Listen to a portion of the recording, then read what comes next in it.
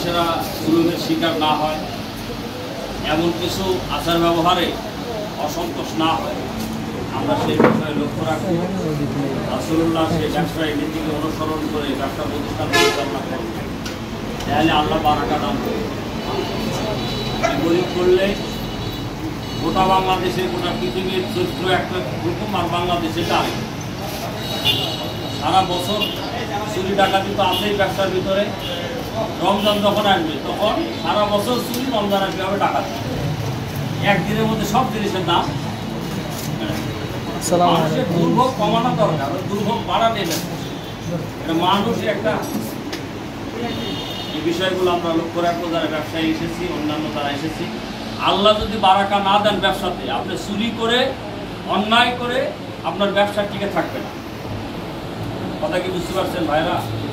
এই জন্য আসুন, আজকে তারেকের এই দোয়ার আয়োজনে আমরা সামিল হয়েছি। আগামী দিনে আমরা জানো ব্যবসার নিরাপত্তা, ব্যবসা প্রতিষ্ঠানের নিরাপত্তা সহ এই বাংলাদেশের সকল নাগরিক যেন নিরাপদে থাকে, এরূপ একটা মানবিক রাষ্ট্রের দরকার আছে না নাই? আমরা এই 54 বছরে ব্যবসায়ীরাও বলে যে আমরা ব্যবসা আরাম করে করতে পারি না, খুবই সমস্যা।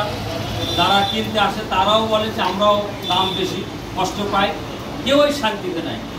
শান্তি এবং মুক্তি আর কল্যাণের জন্য আল্লাহর পক্ষ থেকে হেদায়েতের কিতাব আল্লাহ পাঠিয়েছেন। ফামান তাবিয়া হুদায়া ফালা খাউফুন আলাইহিম ওয়ালা হুম ইয়াহজানুন। এই হেদায়েতের কিতাব যদি ব্যবসাতে অনুসরণ করা হয়, সেখানে আল্লাহর কল্যাণ বারাকা আসবে। এই হেদায়েতের কিতাব জীবনের যেখানে আমরা অনুসরণ করব, সেখানে আমাদের ব্যবসাতে বারাকা এবং কল্যাণ আসবে, জীবনের সকল সেক্টরে আসবে, আগে আসবে। এই জন্য যে কোরআনুল কারীম আমরা মসজিদে মানি, নামাজে মানি, যে কোরআনের হজ আমরা মানি, যে কোরআনের কুরবানি আমরা মানি, যে কোরআনের ইতিকাফ আমরা মানি, যে কোরআনের দান সদকা মানি, আগামী দিনের একটা নতুন বাংলাদেশে এই কোরআন ভিত্তিক রাষ্ট্র কায়েম হোক। এই কোরআনের নিয়ম নীতি দিয়ে রাসূলুল্লাহ দেশ পরিচালনা করেছেন, এই নিয়ম নীতিটা বাস্তবায়ন হোক। এটাতে আমরা একমত আছি তো ইনশাআল্লাহ? ইনশাআল্লাহ। দলমত নির্বিশেষে আসুন, ব্যবসা প্রতিষ্ঠান থেকে শুরু করে শিক্ষা প্রতিষ্ঠান থেকে শুরু করে সকল সেক্টরে যদি আমরা নিরাপত্তা চাই, আল্লাহ রাব্বুল আলামিনের বিধিবিধানের বাইরে গিয়ে নিরাপত্তা, কল্যাণ, বারাকা কোনোটাই আসবে না। এই জন্য সব কিছু আমরা দেখা হয়েছে 54 বছরে। এখন আমরা দেখতে চাই আল কোরআনের বাংলাদেশ। কোরআন কোনো দলের, কোরআনের বিধিবিধান কোনো দলের এজেন্ডা, নামাজের আইন সংসদে পাশ হোক, এটা কোনো দলের এজেন্ডা না, আল্লাহর এজেন্ডা। আল্লাহ বলেছেন তোমরা যদি 5টা কাজ করো আমি আল্লাহ তোমাদের সঙ্গে থাকবো। ক্বালাল্লাহু ইন্নী মাআকুম, আমি আল্লাহ তোমাদের সঙ্গে থাকবো যদি তোমরা 5টা কাজ করো। কয়টা কাজ? 5টা কাজ। ওয়াইদা খাযাল্লাহু মিসাকা বানি ইসরাঈল ওয়া বা'আথনা মিনহুম 12 নাকিবা। মুসা নবীর উম্মত নিয়ে গেছিলেন আল্লাহর সঙ্গে দেখা করার জন্য তুর পাহাড়ে। আল্লাহ বললেন তোমরা আমাকে দেখতে পাবে না, তবে আমি আল্লাহ তোমাদেরকে বললাম ক্বালাল্লাহু ইন্নী মাআকুম, আমি আল্লাহ তোমাদের সঙ্গে থাকবো তোমরা যদি 5টা কাজ করো। আল্লাহ আমাদের সাথে থাক, আল্লাহর কল্যাণ বারাকা আমাদের সাথে থাক, এটা আমরা চাই না? চাই না। যদি আল্লাহর রহমত না থাকে আমরা একটা ধাপ দিতে পারবো না।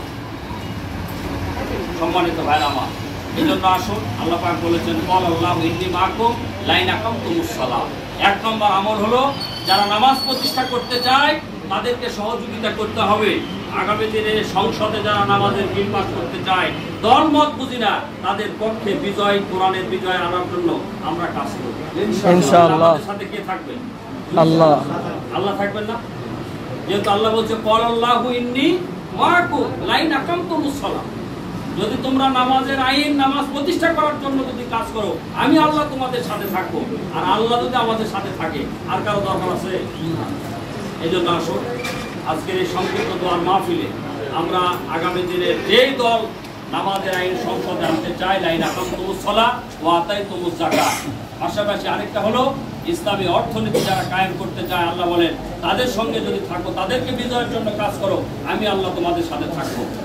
মুসা নবীর সঙ্গে এবং ওই নাকিব 12টি দলপতির সঙ্গে যে আল্লাহ ছিলেন, ফেরাউন যখন ধাওয়া করেছিল সমুদ্রের ভিতরে রাস্তা কয়টা বের করছিলেন? আল্লাহ 12টা বের করেননি?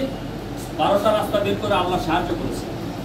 আল্লাহর এই বিধিবিধান বাস্তবায়নের যদি আমরাও থাকি, আল্লাহ আমাদের সাথে থাকবেন। সমস্ত বিপদ মুসিবত যা আসুক আল্লাহর পক্ষ থেকে আমাদেরকে নিরাপত্তা আল্লাহ দেবেন। আল্লাহ ছাড়া অন্য কেউ নিরাপত্তা দিতে পারবে? গতকালের আগের দিনের যে ঘটনা, ওরা কি ভাবছিল স্কুলের ছোট ছোট বাচ্চারা পড়াশোনা করছিল, এটা আবাসিক একটা স্কুল, ওরা কি ভাবছে যে এই মুহূর্তে বিমান এসে আমাদের বিল্ডিংয়ে আঘাত করবে? সম্মানিত ভাইয়ের আমার, এই জন্য দুনিয়া থেকে আমরা চলে যাব, কিন্তু আসুন যে কোরআনের আলোচনা দিয়ে, যে কোরআন দিয়ে আমরা নামাজ পড়ি, এই কোরআন দিয়ে সংসদ চলুক, এই কোরআনের অর্থনীতি কায়েম হোক, এই কোরআনের বিচার ব্যবস্থা কায়েম হোক, এই কোরআনের পররাষ্ট্রনীতি কায়েম হোক, এই কোরআনের ব্যবসা নীতি কায়েম হোক, এই কোরআনের শ্রমনীতি কায়েম হোক। এই কোরআনের সমস্ত বিধিবিধান মানুষের কল্যাণের জন্য আল্লাহ নাযিল করেছেন। ওয়ানাজ্জালনা আলাইকাল কিতাবা তিবয়ানাল লিকুল্লি শাই ওয়া হুদাও ওয়া রাহমা। আমি তোমাদের জন্য এই কোরআনে যা কিছু নাযিল করেছি, তিবয়ানাল লিকুল্লি শাই, সকল বিষয়ের আলোচনা আমি কোরআনে দিয়েছি। আল্লাহ রাব্বুল আলামিন আমাদের সকলকে কোরআনুল কারীম ভিত্তিক জীবন গঠন করে একটা নিরাপদ বাংলাদেশ, নিরাপদ ব্যবসা প্রতিষ্ঠান, নিরাপদ একটা মানবিক রাষ্ট্র গঠনের জন্য আল্লাহ আমাদের কবুল করেন, বলেন আমিন। তারেকের এই ব্যবসা প্রতিষ্ঠানে ওনার যে ইখলাস, খলুসিয়া এবং এই শহীদিয়ত দিয়ে তিনি ব্যবসা শুরু করেছেন। ওনার আব্বা মুরব্বী মানুষ ছিল, আমাদের সাথে যোগাযোগ করতে ভালো মানুষ, ছেলেগুলোও ভালো, সবসময় ইসলামিক কাজে আমাদের মাদ্রাসা, মসজিদ, সমস্ত দিনই কাজে পোস্টার হ্যাম্বুলেন্সের তার সহযোগিতা থাকে, সহযোগিতা অব্যাহত রাখে। আমরা দোয়া করব তিনার এই দিনী প্রতিষ্ঠান আল্লাহ রাব্বুল আলামিন যেন হেফাজত করেন, মানুষের কল্যাণে, মানুষের উপকারে এই প্রতিষ্ঠানগুলো যেন কাজে লাগে। তার এই ভালো কাজগুলো সাদকে জারিয়ার আমল হিসাবে ওর আব্বা আম্মা দাদাদের জানালেন যারা মারা গিয়েছেন পূর্বপুরুষ, আল্লাহ তাআলা তাদেরকে ক্ষমা করেন, বলেন আমিন। এই পর্যায়ে বক্তব্য রাখবেন বিশিষ্ট আলেমে দ্বীন, শিক্ষাবিদ, অসংখ্য আলেমের উস্তাদ, জোয়ানপুর সিদ্দিকিয়া ফাজিল মাদ্রাসার সম্মানিত ভাইস প্রিন্সিপাল হুজুর, মহাদেবপুর কেন্দ্রীয় জামে মসজিদের সম্মানিত খতিব হযরত মাওলানা জিল্লুর রহমান হুজুর মোহতারামকে আমাদের উদ্দেশ্যে নসিহা এবং দোয়া পরিচালনার জন্য সবিনয়ে অনুরোধ করছি।